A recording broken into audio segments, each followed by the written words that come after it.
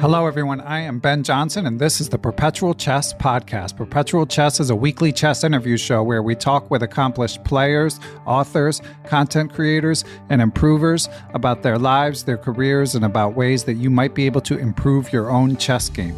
For more information, go to perpetualchesspod.com. But without further ado, let's get to the show. Hello, everyone, and welcome back to Perpetual Chess. We are joined by a return guest this week, although, again, it's been 5 years since I've talked with him. He is a beloved commentator, a YouTube creator, a Twitch streamer, an author, and a prolific Chessable course creator, often collaborating with Richard Palliser. He's worked on the Iron English, Grandmaster Gambits, the Art of Attack in Chess, and I believe most recently the British Grand Prix Sicilian. He's known to many, of course, as the Ginger GM. He recently launched a site called GChess that we'll be discussing. And we're excited to welcome him back to the show. Simon Williams, how are you, sir? Hi, Ben. I'm very good, thank you. Yeah, it's a pleasure to be on your extremely popular chess podcast. So thank you for having me. Thank you. Yeah, we've come a long way since we chatted in January in January of 2017. Both of us, hopefully. Definitely, yeah. It's nice. It's been it's always interesting in the chess world. Journeys that people make, right? So, yeah, it is. I mean, it's a game of survival. Don't get checkmated and hope for the best. And I kind of wanted to pick it up by kind of talking about some of our shared experience, which of course we talked about in length. In our first interview, we met at the Reykjavik Open in what I believe was 2006, and we don't need to rehash that, but I did see that you're going to the Reykjavik Open. You tweeted that you'll be playing in this of course landmark tournament in Iceland from April 6th to April 12th. So I thought that would be a good opportunity to talk about your game a little bit, Simon, because obviously you're making so much content for all for your loyal audience and putting out so much great stuff. But every once in a while, you like to dust off the chess pieces. So how does a decision like that come to be? And then dare I ask, Simon, like if anything goes into preparation and stuff like that when you decide you're going to compete? Yeah, it's a good question. I mean, at the end of the day, I'm a chess player. That's what I started out being, playing chess, love playing chess. And that's what I love doing. I love playing chess, competing in tournaments, playing other people. And, so it's lovely to have the opportunity to still do that. Not as easy as maybe it used to be because, you get older, things get tougher and more young people come along. But I love the competition. I love the aspect of, just fighting over the board at a longer time control as well. We all play so much blitz chess now. It's nice to actually have one game a day or two games a day where you can get really absorbed in the process or how the game works. And Reykjavik seemed like a great place to play. I love Reykjavik. I'd highly recommend it to anyone out there who wants to play a tournament. Doesn't matter what strength you are, just give it a go. Don't be scared. It's got a very wide range, so even if you're low rated, you can play, and even if you score 0, it really doesn't matter. That I scored 0 all the time when I started playing. Still do, hopefully not in Reykjavik, but but it's great. I mean, it's obviously a little bit pricey in Iceland, but it's beautiful. Beautiful scenery, lovely place. The venue is the Harper Concert Hall. Overlooking the harbour, and it's beautiful. You can play a game of chess and look out to see, if you're lucky, see the Northern Lights, and an amazing venue, and also just the Icelandic people and Scandinavian people in general. I just have an affinity for. They've always been very friendly towards me. Nothing to do with my ginger beard, probably. So maybe but I can't say enough good things about it. So I'm very much looking forward to going back and playing. I mean, your comment about my preparation and stuff, it certainly gets a bit harder. I mean, I don't think I've really ever planned much in my life. You sort of fall into things, and when we met, it was similar. I don't think any of us really knew what we were doing even then, and of course not. We were just getting on with life, and I always played and taught. Then media came along, and I started getting involved with videos and streaming and commentary and everything I'm doing now. And to be honest, it paid well, and it was something I really enjoyed doing. And it was also, I thought, the best way for me to pass on my knowledge and my love of the game to other people, which I think is important to share share that. So that's kind of taken over as, you know, the way that pays my rent and what I like doing it. But playing chess is my love. That's what I like to do. Will I have time to do any preparation? Well, it's, you know, all the courses I create help because I pretty much play everything that I've created, you know, at times and places. But for a big tournament like this, I would like to think I'll have time to prepare an opening, a Pacific opening that will take my opponents by surprise. And I'm sort of aiming to do an hour a day, you know, for at least a couple of weeks. Whether that will happen or not, I'll tell you after Reykjavik. So or don't tell us.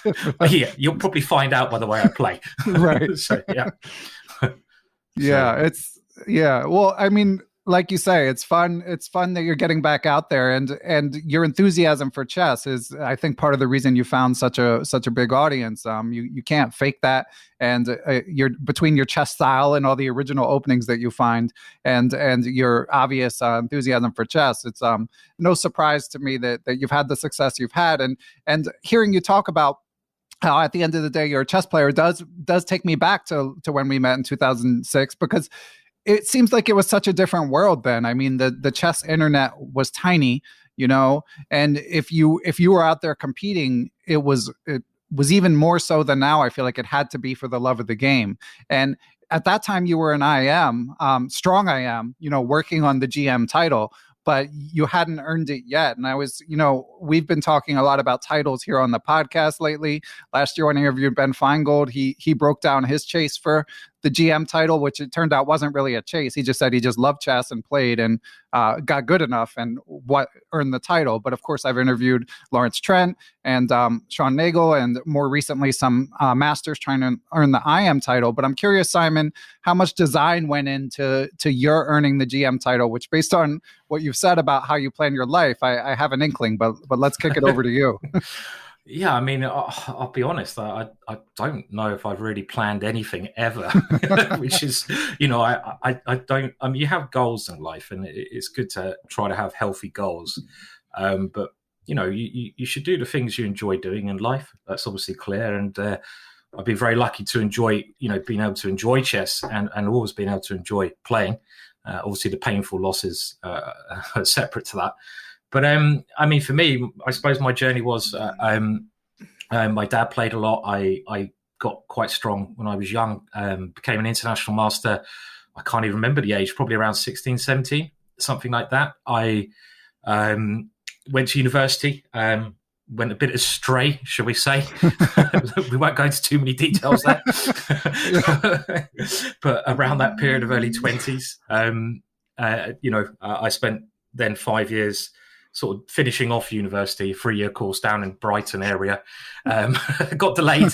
I worked in a call center for a year. Oh, wow. On minimum wage. Wow. So did not know that. Yeah. Yes, so I did a whole year. Oh God, it was horrible. Phoning up people, you know, trying to get them to subscribe to a magazine.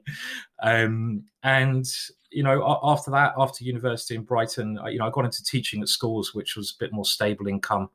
But always played. I always played. So if I, you know, the good thing about when I was an international master, even though I had no money, you normally get your, you know, help with your expenses. So I had the opportunity to go to Iceland, and I wouldn't have to pay for it myself, which really helped me to go and play and enjoy that experience. And I really, around my 20s, you know, I was able to play a bit more. And I just really tried to play as many competitions where the Grandmaster title was available. And it just came, really. I mean, I got a couple of norms in a couple of tournaments back to back. I think it was the Isle of Man competition, a very strong one, or maybe I can't even remember now, Ben. But it came in that period of just playing a lot, enjoy playing, and enjoy studying the game. And what I found, and of course it was a different world, as you mentioned, it was the thing that really helped me was preparation at tournaments. So this is one thing that people at home maybe have not experienced. And if you go to a tournament like Reykjavik or any of these international tournaments, the game generally starts, I don't know, like they say 2 p.m. to 4 p.m. And the routine will be, you know, you can do 2-3 hours preparation in the morning for your opponent, especially nowadays with how strong computers are. And doing that on a regular basis, you know, over the period of a year or two, which I know not everyone's able to do, but just preparing for your opponent and then going into the battle and trying to use those openings really helped me. Even if I didn't get the opening in the game, that information would be stored there for something else. And I build this information up on, save it and hopefully store it inside my mind. But as you say, Ben, it was a completely different world. You didn't, just if why didn't someone tell me about Bitcoin in 2006 or something? That would have been nice. Forget about the chess. just tell me about Bitcoin, and then I will. I won't do any coaching then. So, did Bitcoin come out? It was around, I don't know, or maybe it's a bit too young. Is it? I don't know. I'm not a big expert, but sure. I think it was a handful of years later. But still, But it was crazy. I mean, the preparation was actually, funnily enough, still similar. That you go there with your laptop, you'd search for your opponent, you prepare for your opponent. Preparation away from the tournament is now changed a lot with Chessable and other great things. But the whole media thing, it just wasn't there. You couldn't, imagine that. You couldn't watch chess online. And you can watch so much online now. It's everywhere. There's tournaments. Even since I've been streaming, I go onto Twitch, and there's now 40 people streaming chess. It's crazy. And so many of them are amazing. You just can't watch it all. It's so many great presenters. Yeah, it's crazy. It's brilliant. I think we're really spoiled now. You've got presenters for everyone. Understandably, not everyone will enjoy my presentation. That's very understandable. But which is good. But then if you don't like my presentation, there's someone else who does the kind of presentation you do like, and vice versa. So whatever kind of commentary you like, it's basically out there nowadays, which is brilliant as a chess player. Yeah, I feel the same way about 90 minutes of audio only chess talk. I understand it's not for everyone. That's okay, as long as people are listening, I'm happy to do it. Yeah. But so it sounds like you got the title, Simon, mainly similar to what Ben FInegold said. Me and Ben are brothers. Oh, yeah. Well, I know you guys have had some rivalries or faux rivalries online. It's never clear, when the line has been crossed. But I know that you guys, I'd say you have some fans in common, most likely. But in any event, would you say, so I know you were playing a lot of events then, you were an active player, but were you specifically training for the GM title, or was it just you were just so in chess and you figured it would come?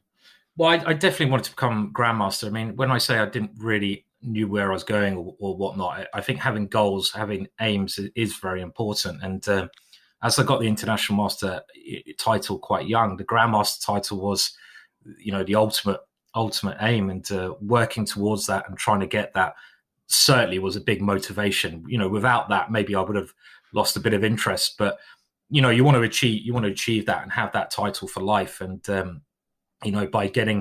by working towards that certainly helped me, kept me motivated, I'd say, in a more way. And I suppose for anyone else watching, maybe it is a great idea to have some idea in mind of what you're trying to achieve when you're doing chess. But I would also like to warn people not to get too carried away with ELO and things like this. There's so many people who I need to get to this ELO. I need to do this. You're going to have really bad runs. And I often found when I had dumps in ELO rating, was actually when I felt I was playing best, and it was just experimenting, trying out new styles, and you're bound to dip in strength when you experiment. But in the long run, it's a very healthy process to do. So don't get too worried if things go down in the short term. They should improve in the long term. I think, yeah. Yeah, well, it's good that you made it, because Ginger IM just doesn't sound as good. No, that's right. Yeah, that's right. I had to keep the branding going. Exactly. So obviously you were playing a ton, and obviously you mentioned you got the IM title quite young. So again, you were kind of knocking on the door anyway, but at that time, aside from playing a ton and going over the games, was there any sort of training you were doing, Simon? Well, I never had a coach as such. Well, my dad was a strong player, so he taught me the openings I still really play now. The one thing I would do, and I think, the bit of advice I give, maybe it's changed a bit now, but I think I would have quite a short number of openings that I play. I think that has changed now because preparation is more important, but I don't think you can learn all openings under the sun. And I also field, don't get too carried away with openings. It's like it's so easy to obsess over them, and they're important, but they're really important to give you positions that you enjoy playing.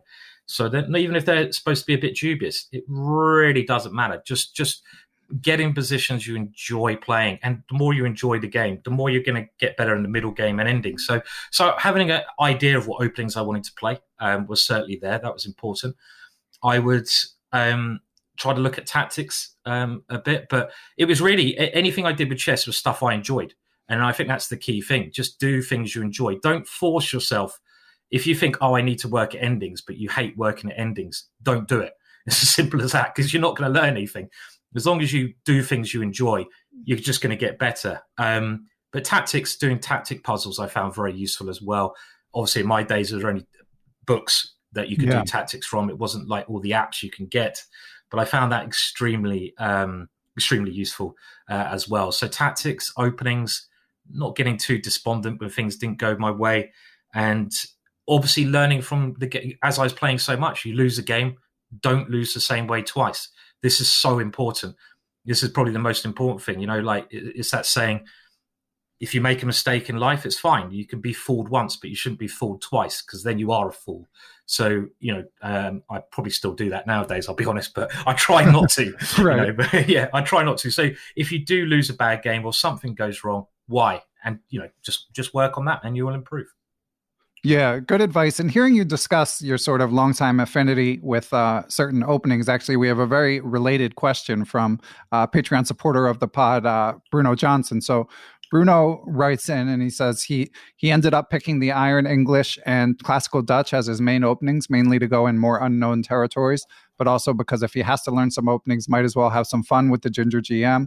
So he'd like to know how you came to pick those openings in particular when you were not old enough to grow your trademark beard. So were those also passed on from your dad, Simon? Yeah, they were. Yeah, exactly. I mean, it's as simple as that. My dad played the Bodfinic Iron English and the Classical Dutch. And that was it. It's as simple as that. He, funnily enough, though, if you think about where he learnt them from, it's the Dutch is considered quite dubious by a number of people now, and the English people don't like playing because they consider it boring. But he actually picked these openings up from the likes of Bodfinic, who played the Dutch, the Classical Dutch, Macau Tau, Alekhine, and the English as well. So he got them from a very good basis, and that's how I learned them. I just picked them up from my dad and developed them as much as I could. I found them interesting, and I tried to bring some of my own ideas into the openings as I developed, and as a chess player. Yeah, I remember. I mean, obviously, I've been aware of your chess since we met in 2006, and it was very clear, like just seeing you go over games and do a postmortem over a pint or whatever it may be, that you have this attacking style. So I remember being surprised that you were an English player, because that's not what I associated it with. Yeah, the English might be a bit strange. I mean, I have sort of moved on. I moved on sort of on the way, to becoming a grandmaster. I sort of adapted my English to D4 and playing more Queen's Pawn openings, and that helped me a lot. But I still play the English a lot. And again, I think it was an international master from England, gave me a great bit of advice, and he said when I was young, and he played the English, and he said you don't need to force tactics. Don't try and force, you don't need to go always for your opponent's king. Tactics occur in chess with any opening. It doesn't matter what you play. The idea that some openings are really boring, even though I mentioned that earlier, it's kind of a bit of a fallacy. You're going to always get tactics and interesting positions no matter what you play. And I really think the English is actually extremely flexible opening, and in some ways more interesting than E4, E5. It's top level. You look at the amount of Berlin draws that happen. You can't get this in the English. There's no easy way to take the sting out of getting a very simplified position. So I think it's a very good opening, the English, and a very good positional opening to give you great foundations moving forwards. I mean, I think for me, maybe as an attacking player, playing something like that forced me to learn to play positionally. So it maybe helped my overall game even. Yeah. And Yeah, I agree. And like you say, and this, some of I think it was Peter Hein Nielsen, but someone in discussing the World Championship said, like, E4 is so concrete now that often it's E4 that can lead to the more drawish games. You've got the Petrov and the Berlin to navigate. So that alone, not to mention the Marshall, which even though black, if it goes into the main line, is sacrificing a pawn, a lot of the games have a tendency to fizzle out, at least at the top level. So yeah, plenty of fertile ground in what starts out as quieter openings. Now, you mentioned your dad's being sort of a student of Botvinnik and Alyekin, and as you mentioned in our prior interview, your dad, I believe, was like 2100 FIDE player, just to give listeners context. And Cody Noble wrote in to ask if you have a favorite historical player and why they're your favorite. Yeah, I mean, I think it's always been the same. It's been Tal. It had to be Tal, yeah. Yeah, I mean, probably is. I've mentioned many times before. Tal was just. Sorry, that was just me opening a can there. Sorry, nice. Sorry, not a can of beer, a can of just in case people are wondering. But it was no, it was just Tal, because he was just the way he played chess was just from another planet. It didn't even have a lot of logic to it. Sometimes it was alien-like, and watching his unsound sacrifices were mesmerizing. And I don't think there'd be anyone. There was not really anyone like Tao, and I don't think there'd be anyone like him in the future. Even he's just one of a kind, and a joy to watch. So yeah, definitely Tao. Yeah, I can't remember. I probably have heard you say it, but I was sure that was your answer. A safe bet. A safe bet. Yeah. Yeah. Yeah. And Cody Noble had one other question, which is, what is the most interesting place you've played a tournament, and what made it unique? Okay, wow, that's quite interesting. Well, I mean, Reykjavik, as we mentioned, is certainly one of the most interesting places I've played. Probably, though, India. I've only been to India once, and I went to play the under-21 World Championships, representing England at the time. I actually played Lauren Fresnay in that tournament, which was quite funny. Stonewall Dutch, I remember it. And I found India just completely, again, the word alien. It was sort of completely not what you could imagine it to be, in many respects. And that was a real amazing experience. So India was certainly somewhere. It was right on the south of India and Kerala, a real eye-opening place to play. But yeah, I mean, the good thing about being a chess player, is I've had the opportunity to see many places I'd never, ever get the chance to see. So I've been very lucky traveling and visiting some great places, and some horrible places as well. Yeah, it goes without saying. And aside from Reykjavik, Simon, have you thought about any other tournaments coming up, or is that just going to be like a reunion, one-off sort of thing, and then we'll see? That's probably enough for a couple of years, I mean, it's also time, because I'm not strong enough to make money from playing, and I don't think many people are nowadays, unfortunately. So you get more responsibilities, you get older, more work-related things, and I enjoy my work, as we discussed. So playing is a bit of a luxury. I mean, I would like to. The other tournaments I like playing are the British Championships, because there's always that dream of being British chess champion. And another one in England, the Hastings competition.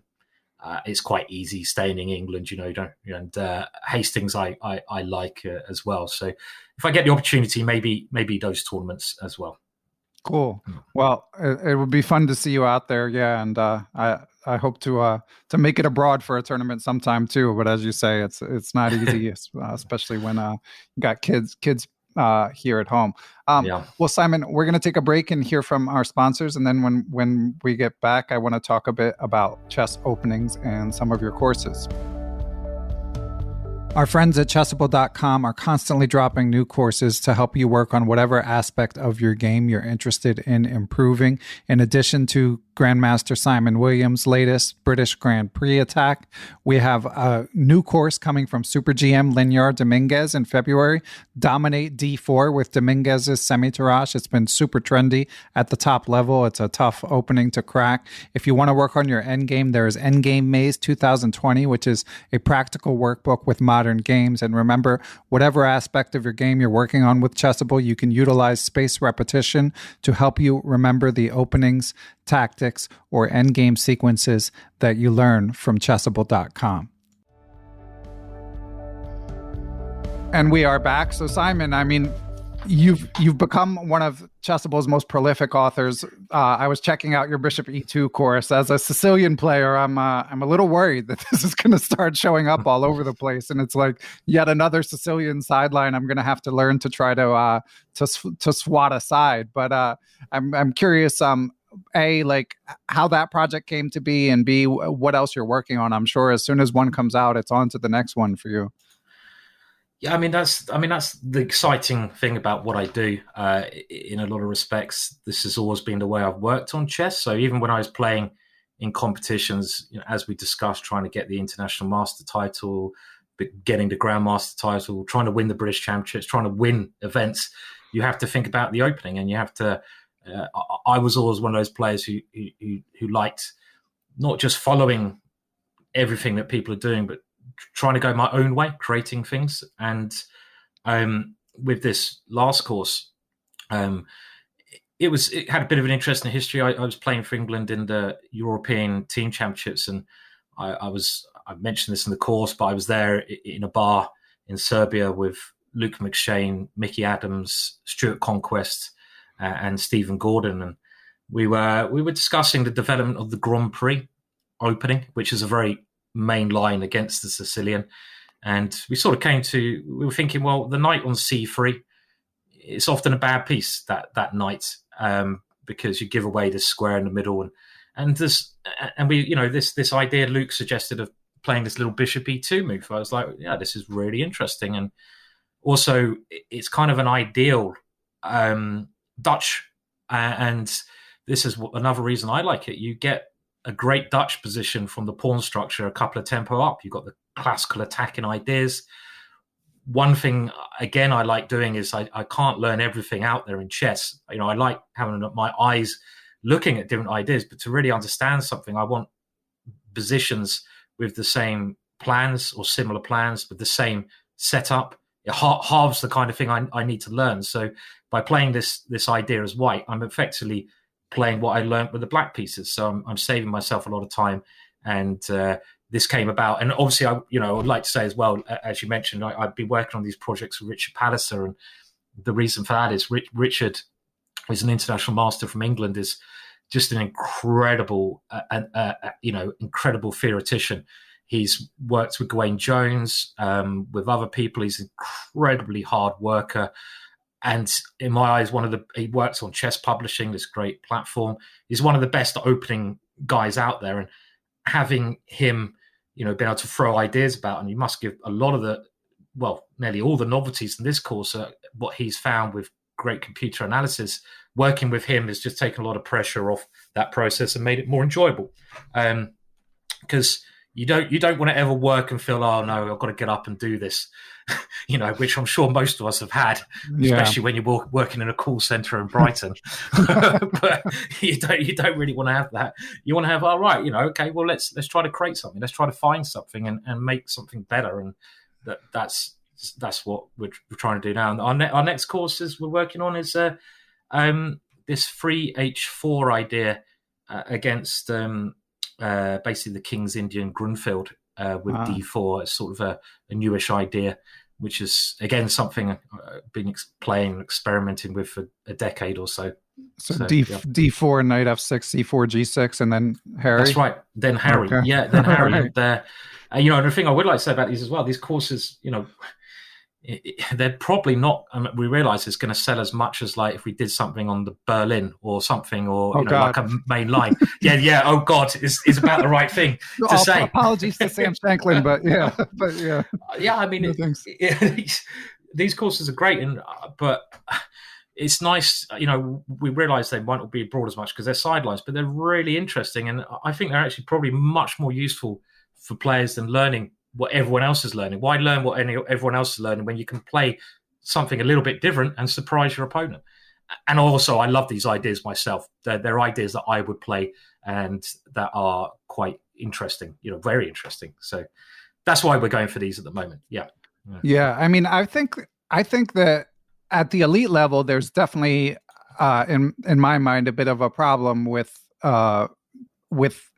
how strong the engines have become and how that informs opening prep, which of course is most visible at the World Championship, when it's just hard for white to find an edge, and until things crack open and Nepo goes on tilt, there's a lot of draws. Yeah.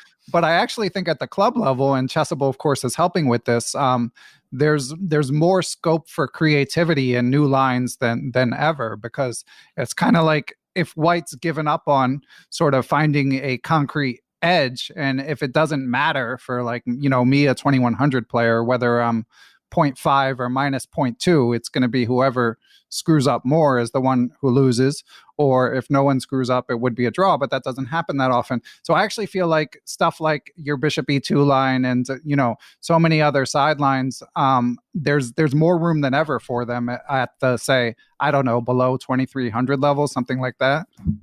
I 100% agree, and you could even make a claim at every level, because look at Magnus. I mean, we mentioned him. Who was his most controversial second? It was Daniil Dubov. And, right. And if you look at Dubov's ideas, and I had a very interesting interview with him. He's known as one of the most creative and strongest chess players in the world. And he basically said, well, look, the ideas I come up with in the opening, I work with a computer, and I know that the computer will say these ideas are bad. So, but he was actually making an analogy with poker, which I'm sure you know very well. It was the expectancy of your opponent to be prepared for it. And again, I'm not really into the poker terms much, but he was playing on expectancy, that he's playing ideas that if his opponent finds 10 moves correctly in a row, he could even be worse with the white pieces. But he's expecting that, his opponent won't find these perfect moves because he's surprising them first by playing a move which is not the best move. So, and this is probably why Magnus Carlsen got him. I think Magnus Carlsen got Dubov because he knew that Dubov would come up with ideas which would probably, let's say, if they were on a discussion forum on Chessable, people would be like, this is rubbish. The computer thinks it's bad. This is not the best move. But actually, these ideas are much more interesting and valid than the best move. They're not expected. They're very hard to refute. They can cause a lot of confusion. And with this bishop e2, if we're going back to this opening, this is not just a trick line. I think black has a number of ways to be equal, probably like black has in most openings, but it's more of a setups. It's not going for tricks. You're going for particular setups, which are easier for white to play. And that's another thing I think is key. Picking openings, which is easier for you to play the moves rather than your opponent. Because if you can naturally know what you're doing, you don't really have to think as much. Your opponent has to think to equalize. And, going back to bishop e2, that's one example. Going back to 3h4, another example. Black has to think.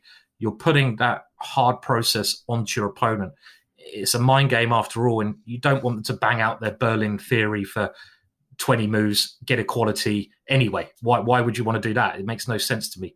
But okay, I mean, I do also think learning main lines is important, but it's something I'm sort of I do, but it's not something I enjoy as much as playing sidelines, which I think are as equally valid. Yeah, and it's challenging for as Dubov alluded to at the elite level. I mean, at the club level to be ready for your opponent's specialty when it's like some sideline. I mean, as you mentioned in Reykjavik, it's 9 games in 7 days, and you get the pairings early, so there's like a fighting chance that if they're playing a narrow repertoire, you'll be ready for it. But if it's one of these US tournaments where you get the pairings 15 minutes before the round or something, forget about it. You'll be lucky to survive. And it's interesting to hear what you said about Dubov, because in that, obviously everyone was crediting Magnus's play in the Catalan in the World Championship. Everyone was saying, oh, that's got Dubov's fingerprints all over it. But hearing you describe that sort of evaluation of the expected value of a move and the attempt to keep people off guard, there was that there was that game in the Petrov early in the match where Magnus tried to catch him and Nepo drew like fairly easily. But then in the press conference, Magnus was just very philosophical about like, we tried to catch him. He was ready. That's how it goes. So you could definitely see the effect that mindset had on him. Yeah, I think that's why Dubov was in the team. And you mentioned the Catalan game. Obviously, that was probably the game Magnus was closest to losing, as Jan said afterwards. But before Magnus got to that position, he had his clearest winning chance as well, which we can't forget. He played one.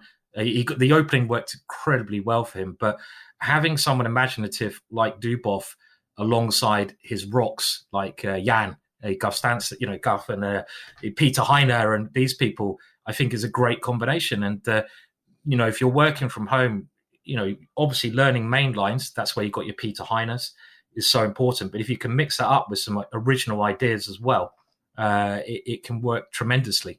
Having that flexibility and just be willing to not always follow what's in front of you, but why can't I play that move? Ask yourself questions. Don't let the computer do all the answering for you. That's a big mistake. Yeah, and to bring it back to the Bishop E2 against the Sicilian line, I watched your intro video, and you mentioned this game of your British compatriot, Super GM Luke McShane, beating Ivan Cheparinov, who of course has been a 2700 player and top theoretician in his own right. So that sort of illustrated the point you're making. But you also mentioned that you thought that Luke, in that video, you said that you think he's one of the most talented players of all time. So I'd just like to hear a little bit more about that. Obviously, he was a top prodigy in Great Britain, but that's a strong endorsement. So I was just curious to hear what makes you think that. Yeah, I'm probably a bit biased, bound to be. I mean, I would say, people I know closely, and you've been like a bit amazed at. It's certainly Luke and Mickey Adams. I can't not mention Mickey Adams. They're actually quite similar players, Luke and Mickey, but Luke just has this incredible understanding and incredible ideas for someone who doesn't really do chess full time, and Mickey, probably the player I'm most impressed with. I don't really understand his moves sometimes, and then he's just winning. He just he's just like, I understand Tao's moves better, even though they're completely mental. Tao goes for your king, even if it costs him a rook and a queen. But Mickey just like plays a move. He's playing like, let's say, some 2750, plays a move, and he's better. And it's like, I don't understand how he did that. So incredible, like sort of depth to the moves here playing, which you can't see on the surface. Incredible. It's like that iceberg, what's below the surface. And Mickey is and Luke are both players who have that, which is so hard to see, but quite beautiful as well. Some natural talent, clearly. Yeah. Mickey's got a book coming out soon, and I'm hoping to interview him because he's such a legend, and looking forward to the book. More importantly, and hearing you riff on all these great British chess players, we might as well hop into a related question from supporter of the podcast, Craig Mallon. For listeners who aren't familiar, Patreon subscribers of Perpetual Chess can find out the guests and send questions to luminaries such as the Ginger GM. So Craig asks, he says, I'm a big fan of GM Simon Williams. I especially love the infectious enthusiasm he brings to his videos. As a British expat now living in the States, my question is, how does Simon view the current state of British chess? Do you see much promising young talent in the British chess scene? There's clearly talent. That I think goes out saying with every chess scene. Youngsters in Britain, there's some great players, but the state of British chess in general, I think it's pretty terrible. As in, if you look at, England were in the 70s, 80s, I think they came second, third in the Olympiad, but they're one of the strongest chess nations. We were producing a lot of grandmasters, even when I was, going back 10 years. And how many grandmasters have we produced, England, Britain, shall I say, in the last 10 years? Well, I can certainly name naming them on one hand, I would imagine, the amount of grandmasters that Britain has actually had. But if you look at other countries, they're producing a handful of grandmasters every month. So it's like you can just judge how chess in a nation is going. And I mean, I personally, think there's a bit of a problem with I don't know, some tournaments and some sort of I don't know, like some people's thinking that that elite chess, they're kind of against elite chess, and like they started using these tournaments where it's called stars barred. So okay, if you get to a certain grade, you can't play. And then there's been big debates on some forums like, why are we funding the English team? Why can't we just put it into regional chess? And I've always thought this is completely crazy. And it's normally by people who don't play a lot of chess, but they're making big things about this. And I think you need to support the people at the top, because you need to give juniors who are coming through something to aspire to. I mean, I know when I was playing, I'd look at the grandmasters like, I really want to be one of these guys. I love chess. They're going around playing tournaments. And if you're not supporting the players at the top by, funding to represent England in the Olympiad, by giving them good money and stuff like this, why would anyone want to become a grandmaster? It doesn't make any sense. So I think there's a lot of problems. I mean, I know there's some great things going on in British chess. I mean, and a lot of changes happen all the time. There's some great individuals, but I think actually it's probably people away from the federation in general which are doing the big changes. Like Malcolm Payne has been great for chess, but he hasn't really got anything to do with the federation, just because he's done the London Classic. He's done tangible things that you can see.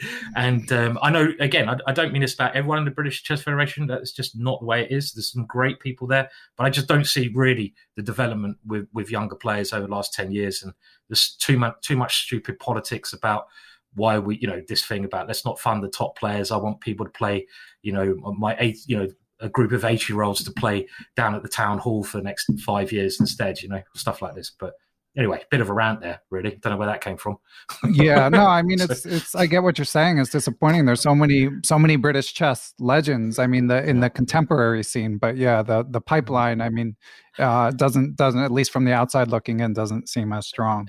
It doesn't look good. I mean, like, all the older chess players are going to die off. That's what happens in life. And do we have a lot of younger players coming through, grandmasters? Well, we have some great talent. Like we have Ravi Harrier, we got Marcus Harley. But I think all of these guys, they've become where they are because of the help from their parents and their own hard work, rather than the federation's hard work in general. So it's like, we really need to try to get on top of this, or we're going to lose this chess we have in England, I feel. Yeah, and it's hard. I mean, we talked about this in our first interview 5 years ago, and it sounds like even though the chess world as a whole is thriving, things haven't changed that much. And I know here in the U.S. it's true as well. I mean, the U.S. Chess Federation is a nonprofit, so resources are always going to be, I don't know if scarce is the right word, but there's always going to be more noble things you can fund than there is money. So it's always an issue, but I certainly agree with what you said about, like, you need to support the top players in order for the up and comers to have something to aspire to. And I feel like, sorry, go ahead. Sorry, I just think it tickles down. If you support the players who have worked all their life and achieved the things that every single player would like to achieve. If you support those guys, it's gonna just tickle down through every layer of chess, and I think that's so important to keep doing. Yeah, and I do feel like that's happening on a global scale. With part of the reason the young players are getting better and better is because they see, obviously we wish it were that if you make it to the top 100, you can make 6 to 7 figures, but more realistically it's the top 10. But at least they see, okay, if I become elite at this, like, I'm going to be very, very well rewarded for my services. But that's on a global scale. It helps more if it's on a local scale, and that's where if it's 100 instead of 10, there's a couple like well-paid, respected professionals in every country at minimum. Anyway, one more sort of Great Britain related listener question. This one is from Jonathan Slater, although it's only tangentially Great Britain related. He asks, he says, can Simon tell us about the Mindsports Center in London? He said he saw you attempting to teach Alexandra Botez how to drink a flaming sambuco on YouTube there. That was actually that was at Battersea Chess Club, actually. But there's two, there's a couple of great places in London. There's the Battersea Chess Club, which has a really nice chess club where I played Alexandra Botez. Great fun. The flaming sambuca was. She claimed she'd never done it before, but I'm not sure I believe her. Huh. I'm not sure what happened. That night went a bit off track, shall we say, around that moment. But it was a lot of fun.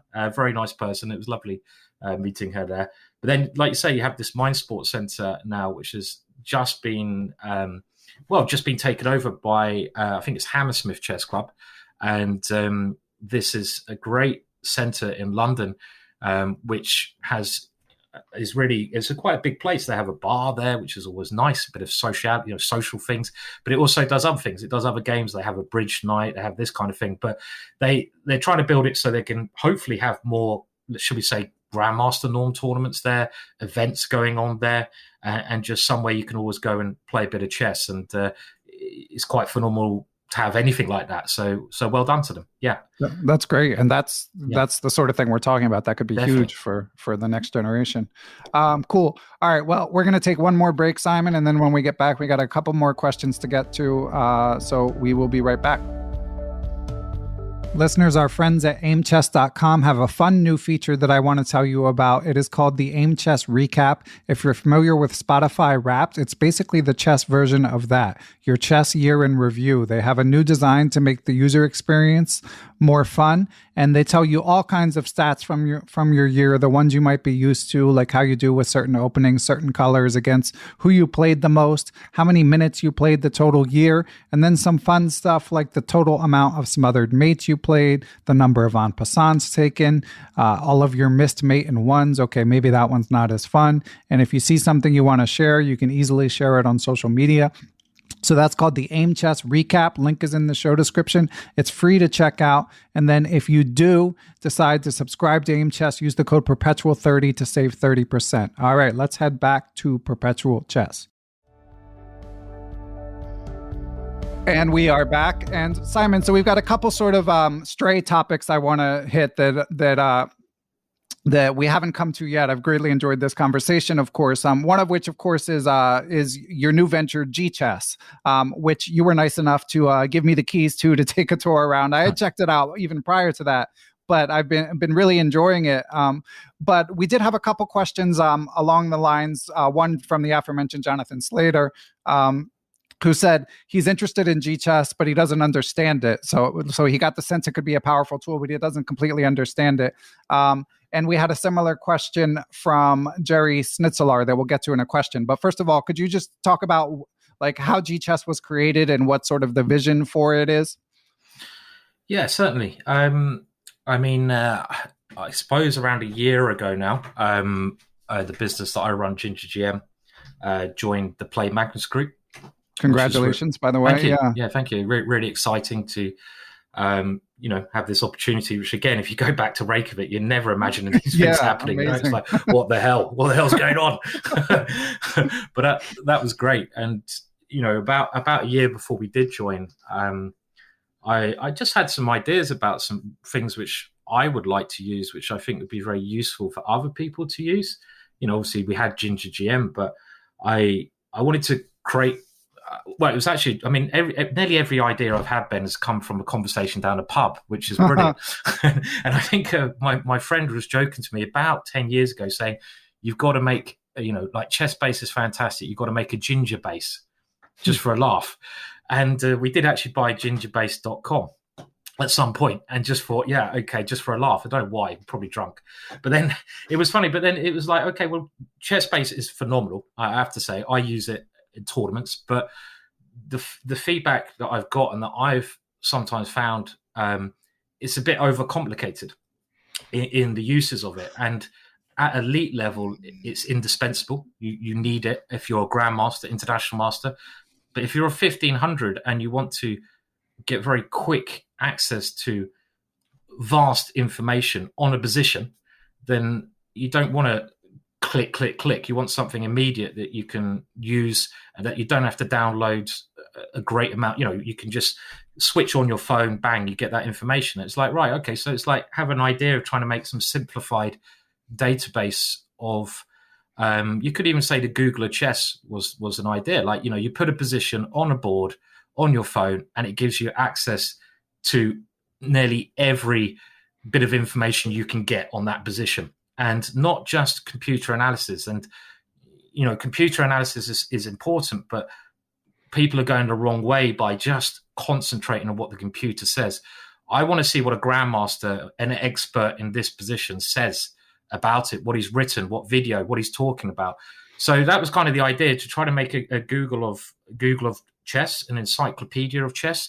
Have a so you can put any position on the board and you get great information on that, and you get it from various sources. So that was one idea, and that's how we started coming about with GChess, just trying to make it that possibility. Position on the board, you can find stuff in chess publishing, you can find stuff if Magnus Carlsen's played that position, you can find videos on YouTube with our intelligent search on that position, you can find Ginger GM videos. This is also important. It's like how many people have brought videos in their lifetime, like from Ginger GM and let's say Aimchess, any video company. They've watched the video on their favorite opening. Let's say, I don't know, I'll just put any opening, and then they play a game, even a blitz game, and they're like, hang on a minute, I did something wrong there. What did I do wrong? I can't remember that video. I do it all the time. Right. And we wanted to create something that fixed that problem. So then it kind of developed into this next thing of, we wanted to be able to use your blitz games, which we can do now on Lichess, chess.com, and reference it with these videos as well as everything else. So when you play a move that has gone away from our suggestion in the video, you will go to that time clip in the video and it will say, okay, you've played this mistake in your blitz game. In the video, here's Simon explaining what you should have played. And you go exactly to that thing. We didn't want to make it overcomplicated. It's like you played a game on Lichess on move 9, you've played this move, which wasn't what was recommended in the Ginger Gem video. Here's a recommendation precisely at that point. So we've created that now as well. So you can reference. So if you've got the Ginger Gem collection, you can play chess and have immediate access to how good were you at memorizing those lines. And we're doing that with all these other resources as well. And I would like to say, it's been a bit of a journey. We haven't really had, much funding. We did it before, but we have now. We've got a bit more help from Play Magnus, and it's been a sort of adventure where we've made mistakes, no doubt. We want feedback. When we first opened, it was maybe, I'll be honest, a little bit early in hindsight, but we're very open to listening to all ideas how we can improve, and it's an ongoing process. We're now very happy with what we got, feel it's incredibly powerful and very useful, but we're always trying to improve things, and we're bringing some big changes about to make it simpler for users. And that's one thing we kind of forgot, I'll be honest. It's like when we first did it, we had all these great ideas. It's like, oh yeah, that'd be so cool if we could do this, do that. And we kind of did them all. What we forgot, it's got to be simple for the user. So we're going back to keeping those resources, but trying to keep it simple. And I suppose, Ben, the two things it's trying to achieve is like that database Google of positions. So you've got unlimited resources to any position, loads of different things to look at, and that way that you can improve from your blitz games even, which is kind of unheard of. How do you improve from blitz? Well, you can do it by using GChess now. So that was our idea, I suppose, for how it's come about and a little bit about the development of it. Yeah, it's definitely cool that you can import your blitz games and have them on the cloud. And as I mentioned, the one I've seen people praise the most on Twitter and that I find super fun is the ability to search any position, so that if there's some opening, as Simon says, that you're like, man, I just don't understand the ideas in this position. You can search to see if that position, like on move 10 or whatever it may be, has been discussed on YouTube, and you guys are incorporating it with Chessable short and sweet courses, which of course are free as well. So definitely looking forward to what else develops from it. But I'm enjoyed checking it out. And on the topic of suggestions, we have another listener question from Jerry Snitzelar. Thanks for supporting the pod, Jerry. And Jerry asks, he says, GChess looks like a wonderful site from what I've seen with many features. Recently on Twitter, someone had an opening line and was wondering if there were books covering it. That had me thinking, I know GChess can point people to videos and courses containing lines, but does it have the capability to point people to books as well? Seems like it would be a nice feature if it isn't implemented, but I can also see it being a potentially difficult task if there isn't an electronic version of the book already. Yeah, I mean, I think we've basically thought about nearly everything chess, how we could get every single bit of chess material in the world a link on GChess. We've tried to think about this, and we've certainly thought about it with electronic books. I mean, at the moment, what you've got, you put a position on a board or a position for your blitz game, and you can link that to chess publishing. So that's 30,000 annotated games by IMs or GMs. And the reason I really like that is because that's what I use when I'm playing international competitions. I use chess publishing, their material, because it's updated every month. So you can do that. New in Chess, the yearbooks, which again are only annotated by the world's best players, and they explain their ideas. You can do that with the positions. YouTube, so it's an intelligent search. It will find positions in YouTube, and we're increasing that every day by your favorite author. The Ginger GM library, you get online games, so the top players who played online, offline games. And again, you come to books. We'd love to do that. We'd love to have the opportunity to search books. I mean, it'd be easier for us if it was electronic books and you could get a link straight away to the information. I think that'd be cool, because we want to be able to provide that information when you search a position, so you can get results rather than being told, oh, you can find this in, this book that you can get from this library, which might also be okay, but we want to show you that information kind of immediately when you do the search. So any suggestions, we're open to them. I mean, we've got the chessball short and sweets as well. We want to get chessball courses in there at some point. We want everything to be there, like I say, like the Google of chess, but easy to use. But I definitely love to hear everyone's feedback, because it is, as I say, ongoing, and we just want to make it as good as we can, and we want it to be something that people enjoy using and helps their chess. That's also key. Yeah, well, it is. I do like the interface. So yeah, and certainly, like, if it were incorporated with the Chessable courses that one owns, that would be awesome. And to Jerry's question, I'm guessing there's probably some intellectual property issues in terms of, like, if you just had it linked to any book. Obviously, Ginger GChess under the Play Magnus umbrella. So if nothing else, maybe New in Chess books and Everyman chess books someday could be included. And then well, we already link it to, like I say, the New in Chess yearbooks. So any position will link to one of their 150 yearbook positions. So if you think before GChess came along, you had 150 yearbooks, just sitting on your shelf. If you wanted to find a certain opening, you'd have to go to the contents page of each of those books and then look for that position. It would take you hours. On GChess, you can do it now in a second, because the position on the board, it will find the article. So we could do it. I mean, Everyman is also part of the Play Magnus group. So we'd like to obviously do it with Everyman. Maybe that'd be the logical next step. But it is, of course, there is a problem of intellectual property. We can't just start putting up books we don't own. We've got to have some deal. We've got to have some deal with them.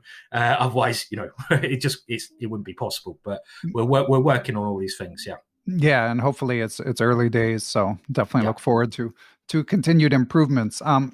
And on the topic of openings, we have one more question, Simon, one more listener question, which is from Jonathan Evans. He said he loves your Grandmaster Gambit's Chessable course. He's been playing the Elephant Gambit for a number of years with pretty good results. It seems to work pretty well in Blitz and Bullet. What are your thoughts about this opening? And he also wants to know what you think of the Papa-Ticulat opening, which is Gambit, which I wasn't familiar with, but it goes E4, E6, B3, D5, and then white goes Bishop B2, leaving the E-pawn hanging. Okay. Not hanging, I guess. Yeah. So, well, I mean, first of all, the Elephant Gambit, I can sort of recall quite a funny, well, not funny story, but a story. I mean, it was, I don't know, it was the British Championships probably about 10 years ago.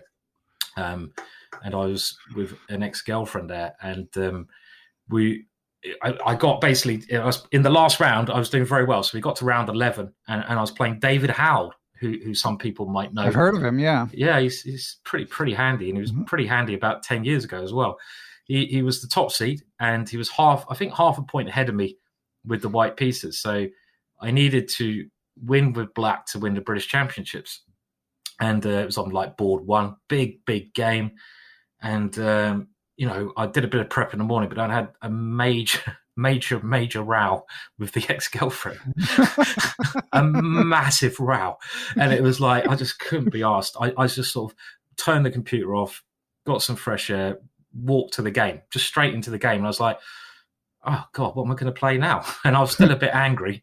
So I wheeled out the Elephant Gambit. So it went E4, E5, probably the most important game of my life. Knight F3, and I just went D5, not knowing anything about it at all. Just that it was called the Elephant Gambit. Wheeled it out against the top seed in the most important game of my life.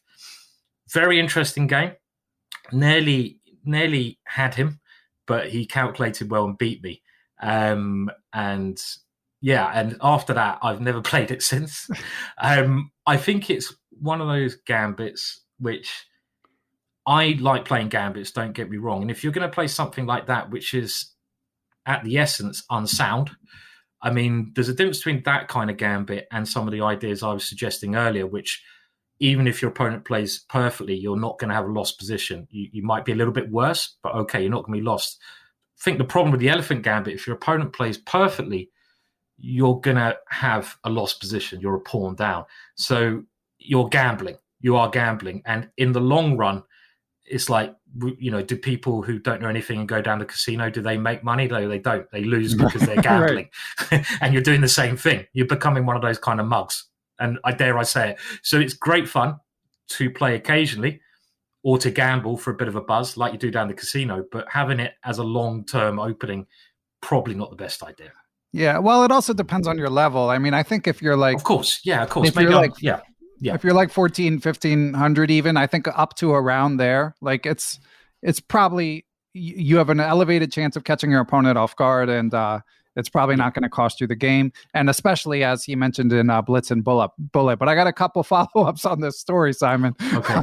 So number one, the argument with your girlfriend, you couldn't hold it off for 24 hours. You have the most important game of your life.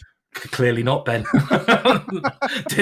I can't remember what it's about. It was probably about something completely mean, it was like right. Important, but just escalates and you dig in and suddenly you're playing the Elephant Gambit the next day. That's right. Great fun. The same day. And then I'm also, I mean, you wouldn't be able to speak to this better than I could. I mean, I really enjoyed when I got to interview David Howell, and a big fan of his, but I always think of him as an English player. I didn't know he dabbled in E4 much at all. So was he playing a lot of E4 in those days, and how surprised were you? I think whenever he's played me, he's always played E4, and I played him with the black pieces like 6 or 7 times. And against, he was very clever with his preparation.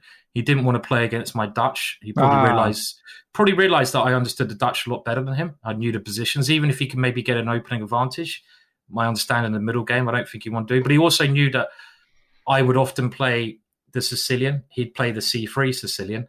And he knew by doing that, he'd get me into a position that I felt uncomfortable in. Because when I played the Sicilian, I wanted a dynamic game. And he would take it into positions he liked playing. So he was very clever with his opening choice against me, I feel, by playing E4. Also, I remember the question about B3 against the French, and I better just answer that. Papa-Ticulat or whatever it's called. I had no idea. That sounds like a James Bond villain or something. It really does. But I had no idea it was called that. But yeah, I think that's a totally sound opening. Very interesting. I don't know if Black should even take the pawn on E4, but very playable.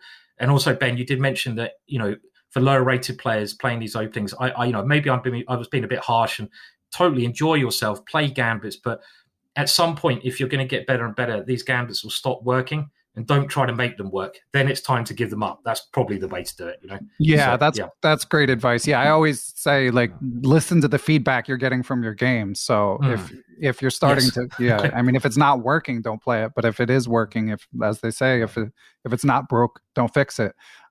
So I'm I could keep you forever, Simon, but realistically, I only have a couple more questions. One of which brings it back to to the aforementioned David Howell. Of course, I, like many chess citizens of the internet, greatly enjoyed the video, the stream that Magnus did recently of playing the Lee Chess Bullet tournament, where he and David and a few others were drinking and listening to music and enjoying themselves. And I'm curious. I know that was in Norway, and you don't live in Norway, but I'm curious if you've had any similar experiences that were not streamed.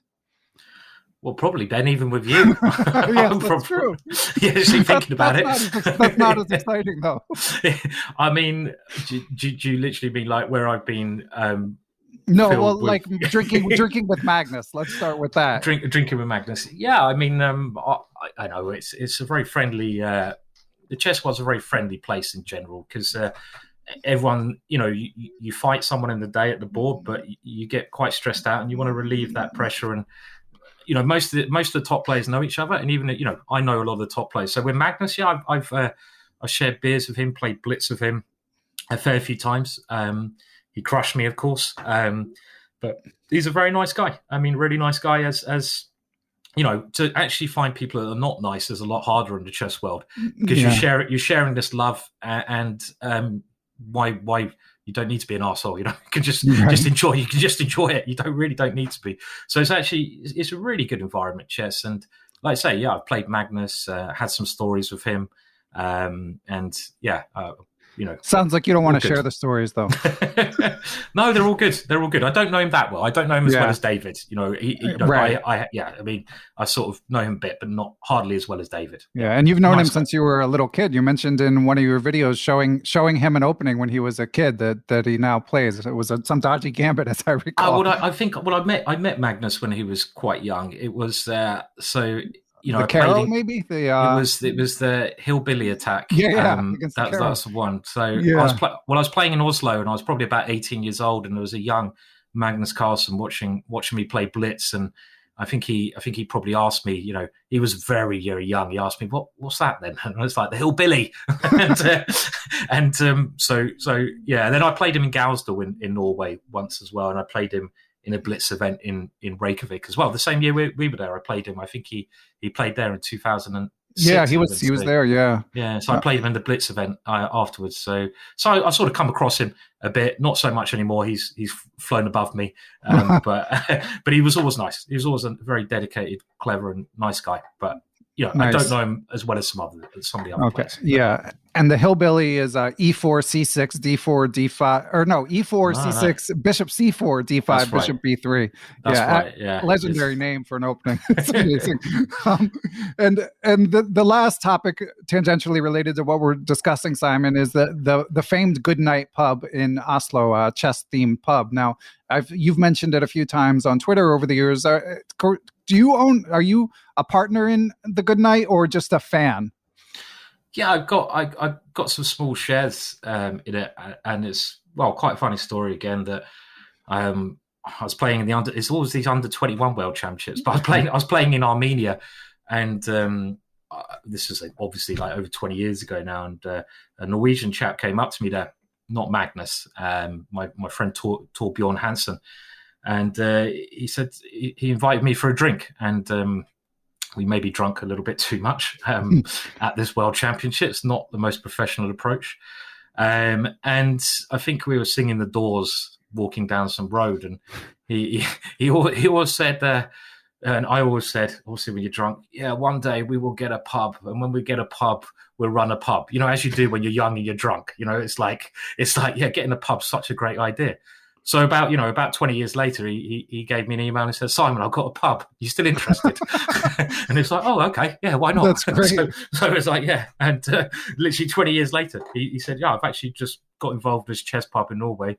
We're looking for people to buy some very small shares in it, very small shares to help support it." And it's sounded like a great idea, and yeah, so that's how it started. Yeah, that's awesome. Yeah, it looks like so much fun whenever I see pictures and stuff. And is the business going okay? I mean, if a chess pub is going to succeed anywhere, it has to be in Oslo, I would think.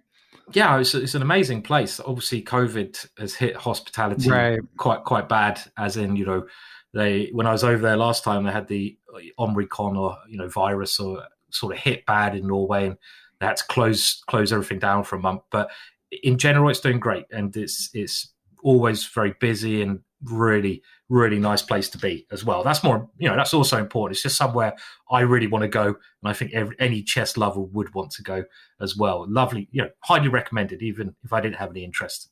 Yeah, I mean, I would love to see a chess pub in every major city someday. Oh, definitely. That's got to be the goal.